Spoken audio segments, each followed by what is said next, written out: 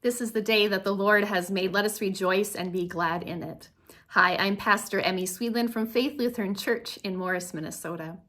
This week, our devotions are centered around the theme of going to the sick or visiting those who are sick. I share a story from the Gospel of Luke, chapter 5, beginning at verse 17. One day, while Jesus was teaching, some Pharisees and teachers of the law were sitting nearby.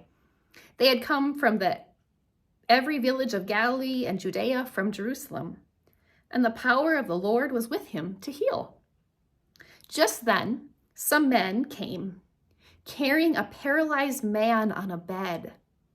They were trying to bring him in and lay him before Jesus. But finding no way to bring him in because of the crowd, they went up on the roof and let him down with his bed through the tiles in the middle of the crowd, in front of Jesus.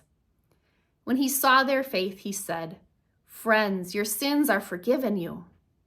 Then the scribes and the Pharisees began to question, "Who is this who is speaking blasphemies? Who can forgive sins but God alone?" When Jesus, perceiving their questions, he answered them, "Why do you raise such questions in your hearts? Which is easier to say your sins are forgiven or to say stand up and walk? But so that you may know that the Son of Man has authority on earth to forgive sins," he said to the one who was paralyzed, "I say to you, stand up and take your bed and go to your home." Immediately he stood up before them, took what he had been lying on, and went to his home, glorifying God.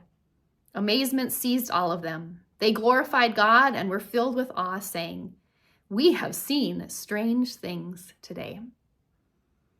It's quite the thing to imagine these men carrying their friend on a mat, unable to get into the place where Jesus was so that they could bring their friend to Jesus to be healed. And so they climb up on the roof and they move the thatching away from the side of the roof and lower their friend to the ground. Their friend could not have gotten there alone. Their friend needed that community of support. They needed others to help carry them to the place where they could get help. It is hard to be sick.